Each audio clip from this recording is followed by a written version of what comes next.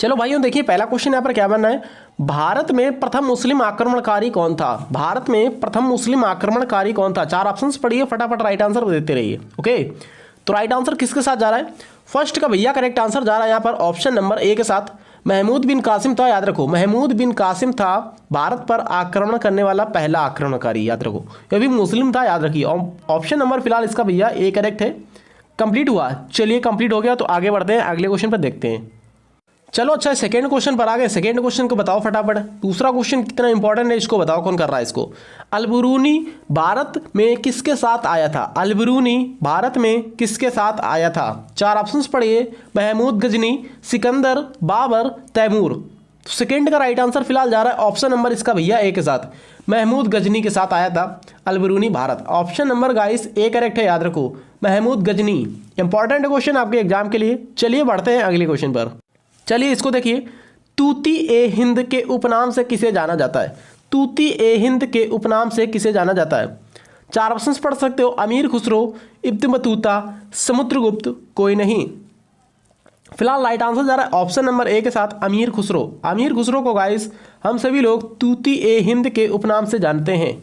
इनका गाइस जन्म कहाँ हुआ था, पटियाली में इनका जन्म हुआ था, याद रखें पटियाली में। इंपॉर्टेंट क्वेश्चन आपके एग्जाम के लिए। चलिए देखिए गाइस इतना इंपॉर्टेंट क्वेश्चन, इसको ध्यान से देखिएगा। हर्षचरित के जीवन पर आधारित पुस्तक, हर्षचरित के लेखक कौन है। जो हर्षचरित गाइस ये व्यक्ति थे, इन पर जीवन पर आधारित एक पुस्तक है हर्षचरित, इनके लेखक कौन है। तो गाइस राइट आंसर जा रहा, चार ऑप्शंस पढ़ सकते हो। फोर्थ का करेक्ट आंसर जा रहा है यहाँ पर ऑप्शन नंबर ए के साथ, बाण भट्ट थे, याद रखिए ऑप्शन नंबर ए करेक्ट है, बाण भट्ट। इंपॉर्टेंट क्वेश्चन आपके एग्जाम के लिए। चलिए बढ़ते हैं अगले क्वेश्चन पर, देखते हैं। चलो आ जाओ, इस क्वेश्चन को देखो फटाफट। इस क्वेश्चन को देखो, बाण भट्ट किस सम्राट के दरबारी कवि थे। बाण भट्ट किस सम्राट के दरबारी कवि थे। चार ऑप्शंस पढ़ सकते हो फटाफट, चार ऑप्शन देखिए फटाफट इसमें से। तो पांचवें का करेक्ट आंसर भैया जा रहा है यहाँ पर फिर से आप एक बार, हर्षवर्धन के साथ, ऑप्शन नंबर ए के साथ। क्या करेक्ट है, बाण भट्ट किस सम्राट के दरबारी कवि थे, हर्षवर्धन के। इंपॉर्टेंट क्वेश्चन आपके एग्जाम के लिए बनना है, क्वेश्चन याद रखो। नेक्स्ट क्वेश्चन काफी अच्छा क्वेश्चन लगाया, देखिए यहाँ पर, देखिए कितना अच्छा क्वेश्चन है। क्वेश्चन आपके पेपर में बनता ही रहता है। बाल विवाह की प्रथा किस कार के काल में आरंभ हुई थी। जो गाइस बाल विवाह है, किस मतलब बाल विवाह की प्रथा किसके कार्यकाल में प्रारंभ हुई थी या फिर आरंभ हुई थी। तो सिक्स का राइट आंसर भैया जा रहा है यहाँ पर ऑप्शन नंबर ए के साथ, गुप्त काल। ऑप्शन ए करेक्ट है, गुप्त काल में ये बाल विवाह आरंभ हुई थी, याद रखो। ऑप्शन नंबर आपका ए करेक्ट है, आपके इंपॉर्टेंट है आपके एग्जाम के लिए। चलो अच्छा इसको देख लो, और कुछ यहाँ पर डिटेल में क्वेश्चन नीचे मैंने दिए हैं, सभी क्वेश्चनों में कोई क्वेश्चन में दे दिए, तो वहाँ पर डिटेल वाला भी देख लीजिए आप सभी। किस गुप्तकालीन राजा ने कविराज की उपाधि धारण की थी। किस गुप्तकालीन राजा ने कविराज की कविराज की उपाधि धारण की थी। 7 क्वेश्चन का राइट आंसर भैया मैच कर जाएगा ऑप्शन नंबर ए के साथ, समुद्रगुप्त। समुद्रगुप्त ने कविराज की उपाधि धारण की थी। भैया समुद्रगुप्त को B.S. स्मिथ ने क्या बोला था, नेपोलियन बोला था। भारत का नेपोलियन किसे कहा जाता है, B.S. स्मिथ ने बोला था भारत का नेपोलियन समुद्रगुप्त को ही जानते हैं, समुद्रगुप्त को। ऑप्शन नंबर ए करेक्ट है, याद रखो। चलिए इसको देखिए, 8 क्वेश्चन को ध्यान से देखिए। सोने का सर्वाधिक सिक्के किस काल में जारी किए गए थे। सोने के सर्वाधिक सिक्के किस काल में जारी किए गए थे, कौन करेगा इसको। सोने के सिक्के किस काल में जारी किए गए थे, वो भी सर्वाधिक। तो 8 का करेक्ट आंसर मैच कर जाएगा भैया ऑप्शन नंबर ए के साथ, सॉरी सी के साथ, गुप्त काल में। किस काल में, गुप्त काल में जारी किए गए सबसे अधिक सोने के सिक्के। इंपॉर्टेंट बनना है आपके पेपर के लिए क्वेश्चन। तो यहाँ पर थोड़ा ध्यान से नीचे देख लो, एक बार नीचे थोड़ा ध्यान से देख लो, क्या है, भारत के किसी राजा द्वारा जो गाइस सबसे अधिक सिक्के जारी किए गए थे यहाँ पर गुप्त काल में, याद रखो।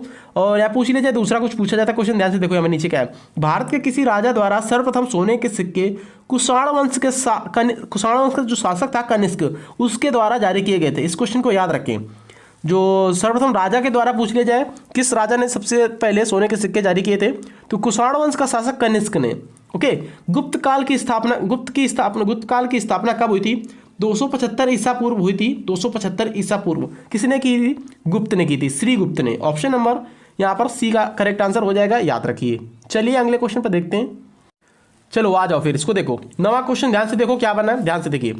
निम्नलिखित में से कौन कनिष्क का राजवैद्य था। कनिष्क का राजवैद्य कौन था। कौन करेगा? अश्वघोष, चरक, पतंजलि, नागार्जुन।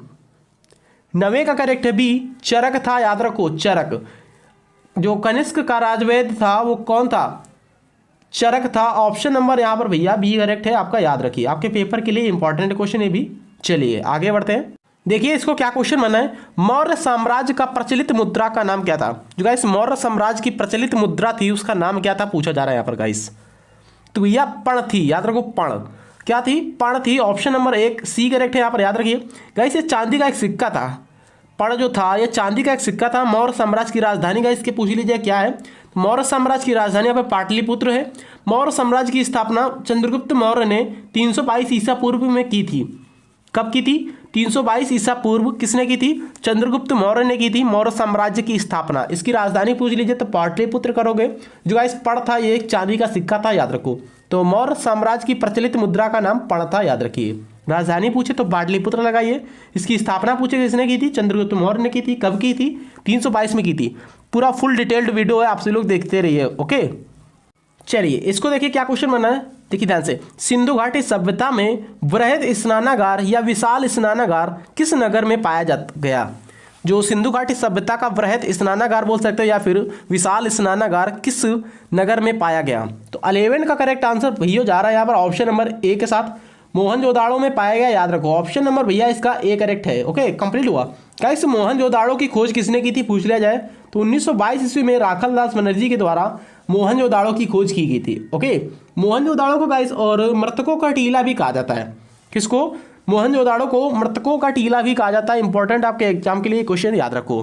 मृतकों का टीला पूछ दिया जाए तो मोहनजोदाड़ो को ही बोलते हैं।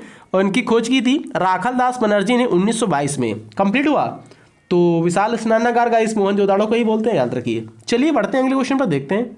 चलो फिर आ जाओ, इस क्वेश्चन को कौन करेगा? इस क्वेश्चन को ध्यान से देखो कौन कर रहा है इस क्वेश्चन को। कमेंट करके बताना है कितने क्वेश्चन कर पाए लास्ट में। ओके लास्ट में बताने हैं 25 यहाँ पर 40 क्वेश्चन में से पहले से कितने क्वेश्चन आप सभी को पता थे। 40 क्वेश्चन में से पहले से कितने क्वेश्चनों का आंसर आप सभी को पता था, बता सकते हो। तब क्या सिंधु घाटी सभ्यता का लोथल कहाँ स्थित है? सिंधु घाटी सभ्यता का लोथल जो गाइस है ये कहाँ स्थित है? कौन करेगा इसको? तो 12 क्वेश्चन का भैया राइट आंसर जा रहा है पर गुजरात में स्थित है, याद रखो। कहाँ स्थित है? गुजरात वाले लड़के जितने भी गाइस हैं सभी करेक्ट है, गुजरात में स्थित है, याद रखो। कंप्लीट हुआ। चलिए बढ़ते हैं अगले क्वेश्चन पर, देखते हैं अगला क्वेश्चन क्या है। चलो फिर देख लो इस क्वेश्चन को। इस क्वेश्चन को कौन करेगा? हड़प्पा किस नदी के किनारे स्थित है? हड़प्पा किस नदी के किनारे स्थित है? यमुना, सिंधु, रावी, ब्रह्मपुत्र। कौन कर रहा है इसको? रावी नदी के तट पर स्थित है भैया आपका क्या? हड़प्पा। क्या सही बोल रहा हूं मैं? बिल्कुल करेक्ट है, बिल्कुल सही बोल रहा हूं। यहां पर राइट आंसर जा रहा है ऑप्शन नंबर सी के साथ। हड़प्पा किस नदी के किनारे बसा हुआ है? तो रावी नदी के तट पर एक किनारे बसा हुआ है हड़प्पा शहर, याद रखो। आ जाओ फिर आगे बढ़ते हैं, अगला क्वेश्चन देख लेते हैं, कितना इंपॉर्टेंट क्वेश्चन है। हड़प्पा वासी किस वस्तु के उत्पादन में अग्रणी थे? हड़प्पा वासी गाइस जो थे किस वस्तु के उत्पादन में अग्रणी थे? तो गाइस राइट आंसर जा रहा है 14 का ऑप्शन नंबर ए, कपास। कपास के उत्पादन में अग्रणी थे हड़प्पा वासी। फिलहाल राइट आंसर जा रहा है ऑप्शन नंबर ए के साथ। गाइस यहाँ पर और थोड़ा ध्यान से देख लीजिए। 1921 में दयाराम साहनी के द्वारा हड़प्पा सभ्यता की गाइस खोज की गई थी। हड़प्पा सभ्यता की खोज पूछ ली जाए तो दयाराम साहनी के द्वारा 1921 में हड़प्पा सभ्यता की खोज की गई। पूछ लिया जाए हड़प्पा सभ्यता की खोज किसने की? दयाराम साहनी ने की 1921 में, याद रखो। चलिए आगे बढ़ते हैं, अगले क्वेश्चन पर देखते हैं। आ जाओ फिर इस क्वेश्चन को देख लेते हैं, इस क्वेश्चन को निपटा देते हैं। यहाँ पर क्या क्वेश्चन बनना है? किसके समय में कोलकाता में प्रथम न्यायालय की स्थापना की गई? सबसे पहले पूछ लिया जाए प्रथम न्यायालय की स्थापना कहाँ की गई थी? तो कोलकाता में ही की गई थी, डाउट मत होइएगा, याद रखिए। किसके समय में, किसके कार्यकाल में की गई ये पूछा जा रहा है यहाँ पर, और कुछ नहीं है। किसके कार्यकाल में कोलकाता जो गाइस प्रथम न्यायालय है कोलकाता का वहाँ पर स्थापना की गई? किसके समय में? 15 का राइट आंसर गाइस जा रहा है यहाँ पर option number B, Warren Hastings, याद रखो। वीडियो पसंद आ रहा तो लाइक सब्सक्राइब शेयर कर सकते हो। ओके जो कैंडिडेट्स जो बच्चे नए आए हुए तो चैनल को सब्सक्राइब करके जुड़ सकते हैं चैनल पर पसंद आने पर। ओके जबरदस्ती वाला कोई काम नहीं यहाँ पर है। गाइस राइट आंसर यहाँ पर जा रहा है ऑप्शन नंबर बी के साथ। भारत का सबसे पुराना न्यायालय गाइस कोलकाता में ही स्थित है, यही है गाइस। सबसे पुराना न्यायालय की बात की जाए यहाँ पर तो कोलकाता में ही स्थित है। इसकी स्थापना 2 जुलाई 1862 में की गई, याद रखो। कब? 2 जुलाई 1862 में की गई गाइस, वारेन हेस्टिंग्स के कार्यकाल में की गई। सभी को पता है ना, यहाँ पर देख सकते हो ऑप्शन, वारेन हेस्टिंग्स के कार्यकाल में की गई। किसकी स्थापना? कोलकाता में जो न्यायालय, याद रखो। चलिए अच्छा आगे बढ़ते हैं, देखते हैं उसको। तो फुल डिटेल्ड वीडियो है, वीडियो पसंद आने पर सब्सक्राइब कर सकते हो, लाइक एक जरूर ठोक कर जाना है, ओके। और ज़्यादा ही बेटर लगे तो आपसे लोग एक प्यारा सा कमेंट भी कर सकते हो। तो पेपर के लिए इंपॉर्टेंट है, इसलिए मैंने डिटेल्ड वाला वीडियो बना दिया है। यहाँ पर देख सकते हो क्या क्वेश्चन बनना है।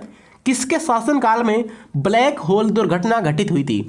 ब्लैक होल दुर्घटना घटी थी गाइस किसके शासनकाल में? कौन करेगा इसको? क्या मीर जाफर, सिराजुद्दौला, टीपू सुल्तान या फिर आपका हैदर अली? राइट आंसर जा रहा है सिराजुद्दौला, ओके। बंगाल के नवाब थे गाइस सिराजुद्दौला, याद रखो। तो देखिए गाइस फ्रेंड्स, मैं बता देना चाहता हूँ 20 जून 1756 में सिराजुद्दौला ने एक कमरे में 146 व्यक्तियों को बंद कर दिया, जिसमें छोटे छोटे बच्चे भी थे, लेडीजें थी और औरतें भी थे, मतलब कि और पुरुष भी थे, ठीक है। 146 व्यक्ति थे, सभी को एक काली कोठरी यानी कमरे में बंद कर दिया, जिसमें से गाइस 23 व्यक्ति ही जिंदा बच पाए थे, ठीक है। 23 व्यक्ति की जान बच पाई थी और सभी औरतों की, बल्कि सभी की मृत्यु हो गई थी, ओके। इसी को ही बोलते हैं ब्लैक होल दुर्घटना। तो कब हुई थी गाइस? 20 जून 1756 में सिराजुद्दौला ने की थी, याद रखो। सिराजुद्दौला ही ने कमरे में बंद कर दिया था। तो ब्लैक होल घटना सिराजुद्दौला से संबंधित है, याद रखो, 1756। चलिए अच्छा बढ़ते हैं अगले क्वेश्चन पर, देखते हैं। आ जाओ भैया, इस क्वेश्चन को निपटा दें पहले फटाफट। देखो, भारतीय शिक्षा का मैग्ना कार्टा किसे कहा जाता है? एक भारतीय संविधान का मैग्ना कार्टा होता है, एक भारतीय शिक्षा का मैग्ना कार्टा होता है। यहाँ पर भारतीय शिक्षा का पूछा गया गाइस, कंफ्यूज में मत रहिए। भारतीय शिक्षा का मैग्ना कार्टा पूछा गया, तो भारतीय शिक्षा का मैग्ना कार्टा किसे बोलते हैं जान लो। यहाँ पर इस वीडियो में जानने वाले हो, देख लो। तो इसका राइट आंसर जा रहा है ऑप्शन नंबर सी, 1854 का वुड डिस्पैच।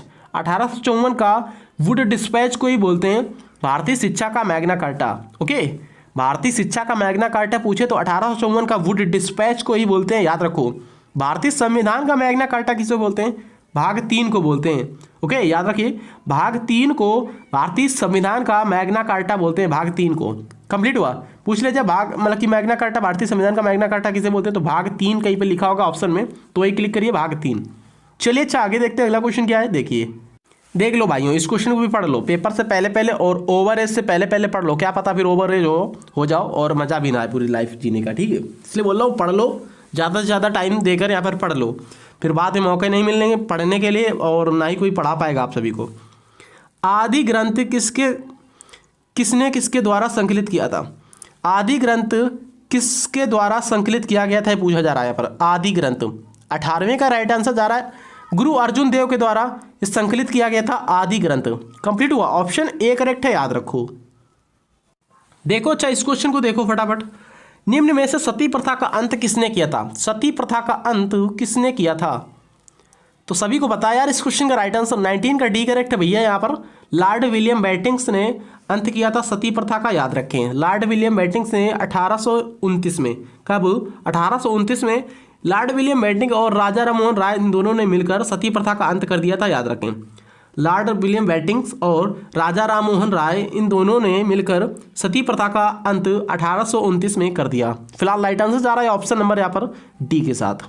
चलिए बढ़ते हैं अगले क्वेश्चन पर, देखते हैं। आ जाओ, इस क्वेश्चन को सॉल्व करते हैं। इस क्वेश्चन को देख लो फटाफट पहले।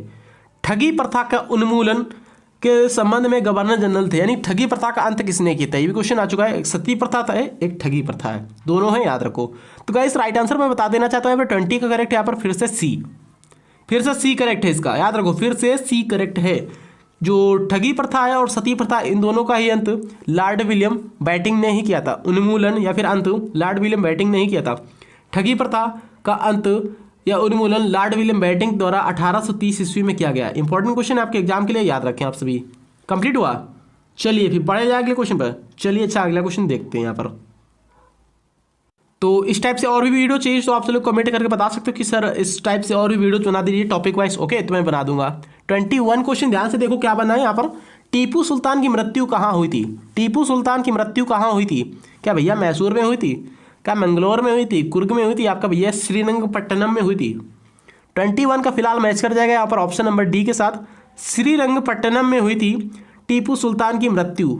ऑप्शन नंबर यहाँ पर गाइस सी डी करेक्ट है, याद रखिए आपके एग्जाम के लिए काफ़ी इंपॉर्टेंट है, ऑप्शन नंबर डी राइट है। देखिए गाइस, इनका जन्म कब हुआ था? इनका जन्म, टीपू सुल्तान का जन्म 1750 ईस्वी में कर्नाटक में हुआ था। 1750 ईस्वी के कर्नाटक में हुआ था। इनकी मृत्यु 1799 में हुई थी।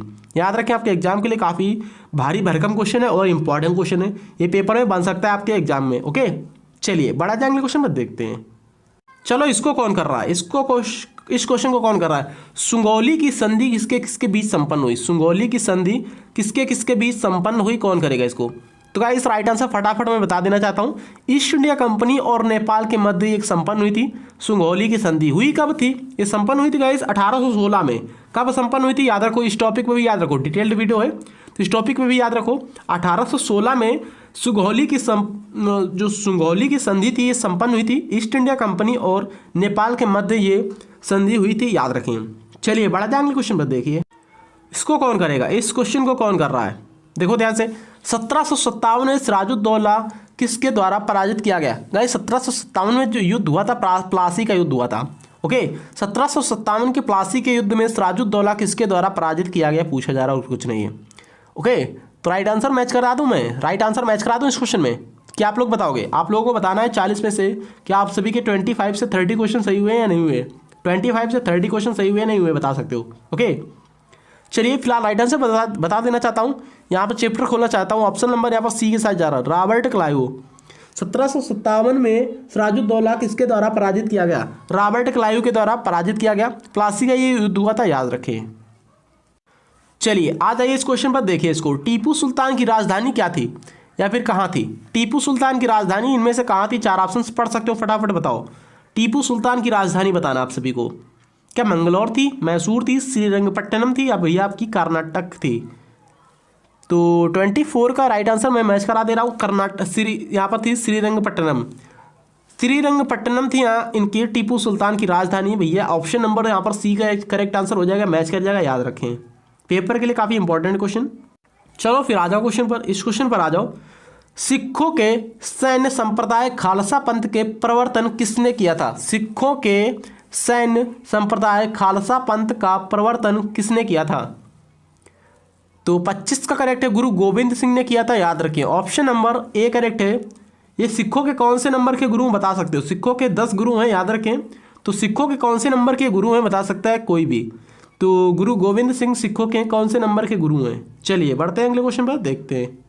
चलो आ जाओ, इस क्वेश्चन को भी निपटा देते हैं। यहाँ पर राज्य हड़प नीति या फिर राज्य हड़प विलय जो होता है, राज्यों का विलय किसके द्वारा लागू की गई? राज्य हड़प नीति सभी को पता है यार, इस क्वेश्चन का आंसर तो सभी को पता है। राज्य हड़प नीति किसने लागू की थी? कौन करेगा इसको? कौन सबसे पहले मार रहा है इस क्वेश्चन का राइट आंसर? भैया लॉर्ड डलहौजी हो जाएगा। डॉक्ट्रिन ऑफ लैम्प्स बोलते हैं, इंग्लिश में क्या बोलते हैं? Doctrine of lamps. ओके, तो लॉर्ड डलहौजी ने राज्य हड़प नीति स्टार्ट की थी, याद रखें। कब स्टार्ट की थी? 1848 में लागू की थी लॉर्ड डलहौजी ने राज्य हड़प नीति, याद रखें। चलिए बढ़ते हैं अगले क्वेश्चन पर, देखते हैं इसको कौन कर रहा है। इस क्वेश्चन को कौन कर रहा है? करें फटाफट। अच्छा फिर कौन करेगा देखता हूँ। 27 क्वेश्चन। किस सिख गुरु ने गुरु नानक देव की जीवनी लिखी थी? किस सिख गुरु ने गुरु नानक देव की जीवनी लिखी थी? बता सकता है कोई? 27 का राइट आंसर मैच कर जाएगा भैया ए के साथ। गुरु अर्जुन देव ने लिखी थी, याद रखें। गुरु अर्जुन देव ने किसकी जीवनी लिखी थी? गुरु नानक देव की जीवनी लिखी थी, याद रखें। ऑप्शन नंबर ए मैच कर जाएगा, याद रखें। चलिए आगे देखते हैं। चलो फिर आ जाओ, इस क्वेश्चन पे देख लेते हैं इस क्वेश्चन को। किस सिख गुरु ने फारसी में जफरनामा लिखा था? किस सिख गुरु ने जो फारसी में लिखा था जफरनामा, किस सिख गुरु ने लिखा था पूछा जा रहा है। 28 का राइट आंसर भैया ए करेक्ट है, गुरु गोविंद सिंह ने लिखा था, याद रखें। यह गाइस सिखों के अंतिम गुरु और 10वें गुरु थे। गुरु गोविंद सिंह जो गाइस थे सिखों के अंतिम और 10वें गुरु थे। 10वें गुरु ही 10 गुरु हुए थे और ये अंतिम थे गुरु गोविंद सिंह, याद रखिए। आपके एग्जाम के लिए काफ़ी इंपॉर्टेंट क्वेश्चन है, याद रखिए। आओ अच्छा, इस क्वेश्चन को भी निपटा देते हैं। बड़ा भारी भरकम क्वेश्चन लग रहा है बट इतना है नहीं जितना सोच रहे हो आप सभी। क्या क्वेश्चन है? तीसरे आंग्ल मैसूर युद्ध को रोकने के लिए टीपू सुल्तान ने अंग्रेजों के साथ कौन सी संधि की थी? तीसरे आंग्ल मैसूर युद्ध को रोकने के लिए टीपू सुल्तान ने कौन सी संधि की थी? देखिए इस कुल 4 संधियां हुई थी, याद रखें। कितनी? कुल 4 संधियां हुई थी। चौथे संधि में गाइस टीपू सुल्तान की मृत्यु हो गई थी, याद रखें। चौथे संधि में टीपू सुल्तान की मृत्यु हो गई थी। तो कौन सी संधि की थी? 29 का राइट आंसर भैया मैच कर जाएगा सी के साथ। श्रीरंगपट्टनम की संधि की थी। याद रखिए, आपके पेपर के लिए काफ़ी इंपॉर्टेंट है क्वेश्चन। फिलहाल सी करेक्ट है, याद रखें। थोड़ा नज़र देख लेते हैं नीचे, यहाँ पर आ जाइए। 1792 में श्रीरंगपट्टनम की संधि हुई थी, याद रखिए। 1792 में श्रीरंगपट्टनम की संधि हुई थी, याद रखिए। ओके, तो मद्रास की संधि फर्स्ट, सेकंड है मंगलौर की संधि, थर्ड है यहाँ पर श्रीरंगपट्टनम की संधि, चौथे में इनकी मृत्यु हो गई थी, याद रखिए। ऑप्शन नंबर भैया यहाँ पर सी करेक्ट है। क्लियर हुआ? स्क्रीनशॉट भी ले सकते हो। चलिए बढ़ते हैं अगले क्वेश्चन में, देखते हैं। आ जाओ फिर इस क्वेश्चन को भी बना लेते हैं, इस क्वेश्चन को भी बना लेते हैं। क्या क्वेश्चन बनना है ध्यान से देख लो, ध्यान से देखो क्या क्वेश्चन बनना है। द्वैत शासन के जनक किसे माना जाता है? द्वैत शासन का जनक किसे माना जाता है? कौन करेगा इसको? द्वैत शासन का जनक किसे माना जाता है? लियोनेल कार्टिक्स को माना जाता है guys, Lionel Curtis. Option number A correct है, Lionel Curtis. Option A right है, याद रखें। आ जाओ भैया, इसके पास 9-10 क्वेश्चन और बचे हुए। बंगाल में द्वैत शासन किसने समाप्त किया था? बंगाल में द्वैत शासन किसने समाप्त किया था? कौन कर रहा है इसको? बंगाल में द्वैत शासन किसने समाप्त किया था? 31 का राइट है यहाँ पर डी, वारन हेस्टिंग्स। याद रखें, वारन हेस्टिंग्स ने बंगाल में द्वैत शासन समाप्त कर दिया, अंत कर दिया है। द्वैत शासन को रॉबर्ट क्लाइव ने लगाया था 1765 में, याद रखें। 1765 में रॉबर्ट क्लाइव ने द्वैत शासन को लागू किया था, बट यहाँ पर वारन हेस्टिंग्स के द्वारा 1772 में इसको समाप्त कर दिया गया। फिलहाल राइट आंसर गाइस जा रहा है डी के साथ, मैच कर जाएगा। स्क्रीनशॉट ले सकते हो। मिलते हैं अगले वीडियो पर, देखते हैं यहाँ पर। चलिए, वीडियो में नहीं मिलना है, अगले क्वेश्चन पे मिलना है। यहाँ पर देखो क्या क्वेश्चन बनना है। अच्छा, ईमानदारी के साथ बताओ यार, वीडियो अच्छा लग रहा है? ये जो वीडियो बनना है अच्छा लग रहा है? अच्छा लग रहा है तो यार आप सभी से रिक्वेस्ट कि प्लीज़ 4 से 5 स्टडी ग्रुप में इस वीडियो को शेयर करें। 4 से 5 लोगों के पास जो स्टूडेंट हो, उसके बाद इस वीडियो को उसके पास हर बच्चा 4 से 5 लोगों के पास इस वीडियो को शेयर करे प्लीज़, हाथ जोड़कर विनती है। और एक प्यारा सा कमेंट करके जाना है। अगर मेरी वीडियो अच्छी लगती है, पसंद आता है, देखते हो, तो प्यारा सा कमेंट जरूर करके जाना है। ओके, पीडीएफ चाहिए तो टेलीग्राम पर जुड़ सकते हो। इसी वीडियो के नीचे टेलीग्राम ग्रुप का लिंक दिया हुआ, वहाँ से जुड़ सकते हो डायरेक्टली। ओके, चलिए बढ़ा जाए अगले क्वेश्चन में। देखिए यहाँ पर, बंगाल का द्वैत शासन कब से कब तक चला था? बंगाल का गाइस द्वैत शासन थी, द्वैत शासन प्रणाली कब से कब तक चली? 1765 से 1772 तक चली। ऑप्शन नंबर भैया ए करेक्ट है, याद रखो। 1765 से 1772 तक राइट है, ऑप्शन नंबर ए, याद रखें। चलो फिर आ जाओ इस क्वेश्चन पर, इस क्वेश्चन पर आ जाओ, देख लो इसको। बक्सर के युद्ध में अंग्रेजी सेना का नेतृत्व किसने किया था? बक्सर के युद्ध में अंग्रेजी सेना का नेतृत्व किसने किया था? बक्सर के युद्ध में अंग्रेजी सेना का नेतृत्व किसने किया? हेक्टर मुनरो ने किया। गाइस राइट आंसर जा रहा है भैया ऑप्शन नंबर सी के साथ, हेक्टर मुनरो। याद रखें, पेपर के लिए काफ़ी इंपॉर्टेंट क्वेश्चन बनना है। बक्सर का युद्ध 1764 में हुआ था, इसको भी याद रखें। इंपॉर्टेंट क्वेश्चन आपके एग्जाम के लिए। बक्सर का युद्ध पूछ लिया जाता है कब हुआ था? 1764 में बक्सर का युद्ध हुआ। बक्सर के युद्ध में अंग्रेजी सेना का नेतृत्व हेक्टर मुनरो ने किया था, याद रखें। ये सारे वीडियो यार एक क्वेश्चन आते हैं, याद कर लिया करो एक बार में प्लीज़, हाथ जोड़कर विनती यार। जितने भी टाइम देखो वीडियो ईमानदारी के साथ देखो, पूरा फुल वॉच करो, और वो क्वेश्चन छूटने नहीं चाहिए। दोबारा वो क्वेश्चन दिख जाए तो वो क्वेश्चन क्लिक होने चाहिए सही सही, इसलिए बोलता हूँ यार याद कर लिया करो। प्लासी की लड़ाई में अंग्रेजी सेना का नेतृत्व किसने किया था गाइस? प्लासी की लड़ाई में 1757 में प्लासी की लड़ाई हुई, याद रखो। और प्लासी की लड़ाई में अंग्रेजी सेना का नेतृत्व किसने किया था? तो राइट आंसर 34 का भैया मैच कर जाएगा यहाँ पर ऑप्शन नंबर ए के साथ, रॉबर्ट क्लाइव ने। याद रखें, रॉबर्ट क्लाइव ने अंग्रेजी सेना का नेतृत्व किया था प्लासी की युद्ध में। 1757 में प्लासी का युद्ध हुआ था। चलिए, इस गाइस चैनल का टारगेट है ओनली आप सभी की सरकारी नौकरी दिलवाना। आप सभी को सरकारी नौकरी दिलवाना ओनली टारगेट है। तो आप सभी लोग प्लीज़ इस चैनल पर जो भी जुड़े, ईमानदारी के साथ सीरियस बच्चा ही जुड़ेगा, टाइम पास वाला बच्चा नहीं जुड़ेगा, सीरियस बच्चा जुड़ेगा जो रेगुलर रहे मेरे चैनल से और रेगुलर वीडियोस देखे, पूरा वॉच करे वीडियोस। और भी जो ओल्ड वीडियोस है वो पढ़ाई के लिए भूखा हो एक तरीके का, वही बच्चा इस चैनल से जुड़ेगा, क्योंकि उसको सरकारी नौकरी चाहिए तो उसको भी पढ़ने से मतलब रहेगा। ठीक है, चलिए, और वो वेट करेगा मेरी वीडियो को, नेक्स्ट वीडियो को। अगला क्वेश्चन देख लेते हैं क्या क्वेश्चन है। देखिए यहाँ पर, भारत का प्रथम शहर कौन सा था? सभी एग्जामों के लिए इंपॉर्टेंट क्वेश्चन। भारत का प्रथम शहर पूछ लिया गया कौन सा था, या फिर प्रथम खोजा गया शहर कौन सा था, बता सकता कोई? हड़प्पा था गाइस। कौन सा था? हड़प्पा शहर था भारत में प्रथम खोजा गया शहर। आपके एग्जाम के लिए काफ़ी इंपॉर्टेंट क्वेश्चन, याद रखें। चलो फिर कर लो, इस साथ साथ में इस क्वेश्चन को भी कर लेते हैं, निपटा देते हैं। दुनिया का पहला मिसाइल मैन किसे कहा जाता है? कोई कर पाएगा इस क्वेश्चन को? मुझे नहीं लगता कोई कर पाएगा। दुनिया का पहला मिसाइल मैन किसे कहा जाता है? दुनिया का पहला मिसाइल मैन किसे कहा जाता है गाइस? क्या अब्दुल कलाम आज़ाद को कहा जाता है? बिल्कुल गलत। भैया यहाँ पर टीपू सुल्तान को कहा जाता है, याद रखें टीपू सुल्तान को कहा जाता है दुनिया का पहला मिसाइल मैन, क्योंकि इन्होंने क्या किया था, जो युद्ध के समय छोटी छोटी मिसाइलों का यूज किया था, छोटी छोटी मिसाइलों का प्रयोग किया था किसने, टीपू सुल्तान ने। तो राइट आंसर जा रहा है ऑप्शन नंबर ए के साथ। तो टीपू सुल्तान को दुनिया का पहला मिसाइल मैन कहा जाता है। पूछ लेते हैं भारत का मिसाइल मैन किसे कहा जाता है, तो यहाँ पर एपीजे अब्दुल कलाम हो जाएंगे, एपीजे अब्दुल कलाम, ना कि अबुल, याद रखें इसमें बच्चे बहुत कंफ्यूज होते हैं अब्दुल और अबुल में, तो अब्दुल हो जाएगा, याद रखें। राष्ट्रपति भी दे, याद रखिए। चलिए बढ़ते हैं अगले क्वेश्चन पर। कौन कर रहा है इस क्वेश्चन को, गाइस देख लो। सिंधु घाटी स्थल कालीबंगा किस प्रदेश में, सिंधु घाटी स्थल कालीबंगा किस प्रदेश में। 4 ऑप्शंस पढ़ सकते हो, देख सकते हो, राइट आंसर बता सकते हो। सिंधु घाटी स्थल कालीबंगा किस प्रदेश में। 37 का भैया मैच कर जाएगा ए के साथ। ये आपका राजस्थान में, याद रखें राजस्थान इसका करेक्ट आंसर हो जाएगा। चलो फिर इस क्वेश्चन को भी निपटा लेते हैं साथ साथ में। क्या क्वेश्चन मैंने ध्यान से देखो, सबसे प्राचीन विश्वविद्यालय कौन सा था, सबसे प्राचीन यानी पुराना, सबसे पुराना विश्वविद्यालय या फिर सबसे प्राचीन विश्वविद्यालय की बात कर रहा हूं मैं, तो कौन सा था, कौन करेगा इसको सबसे पहले, कौन करेगा। प्लीज़ ईमानदारी के साथ बताएं यार, 40 में से क्या आप सभी के 30 क्वेश्चन या 25 क्वेश्चन जितने भी आए बता सकता है। ओके, तो जान लो यहाँ पर राइट आंसर सबसे पुराना विश्वविद्यालय यूपी पुलिस में पूछा गया था 2018 या 17 में, नहीं 17 में नहीं, 18 या 19 में पूछा गया था यूपी पुलिस एग्जाम में। तो 38 का राइट आंसर जा रहा है ऑप्शन नंबर सी के साथ, नालंदा है। नालंदा विश्वविद्यालय है सबसे पुराना विश्वविद्यालय या फिर सबसे प्राचीन विश्वविद्यालय, याद रखें नालंदा। किस राज्य में बता सकते हो कमेंट करके। कौन करेगा इस क्वेश्चन को। धार्मिक कविताओं का संकलन कुरल किस भाषा में है, धार्मिक कविताओं का संकलन कुरल जो है ये किस भाषा में है, कौन करेगा इस क्वेश्चन को, कुरल। तो राइट आंसर मैच कर रहा हूं मैं ऑप्शन नंबर बी के साथ, तमिल भाषा में है भैया ये कुरल। आपका कुरल जो है तमिल भाषा में है, याद रखें।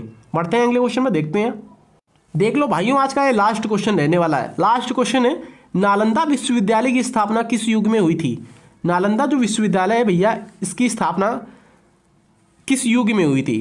तो 4 ऑप्शंस पढ़ सकते हो, मौर्य, कुषाण, गुप्त या फिर भैया आपका पाल। तो सी करेक्ट है, गुप्त काल में हुई थी। याद रखो नालंदा विश्वविद्यालय की स्थापना कब हुई थी, गुप्त काल में हुई थी। आपका एग्जाम के लिए काफ़ी इंपॉर्टेंट है, ऑप्शन नंबर सी करेक्ट है। तो टेस्ट अच्छा लगा हो तो चैनल को सब्सक्राइब कर सकते हो, बेल आइकन प्रेस कर सकते हो और ज़्यादा से ज़्यादा स्टडी ग्रुप में शेयर कर सकते हो और मुझे मोटिवेट कर सकते हो। थैंक यू, जय हिंद।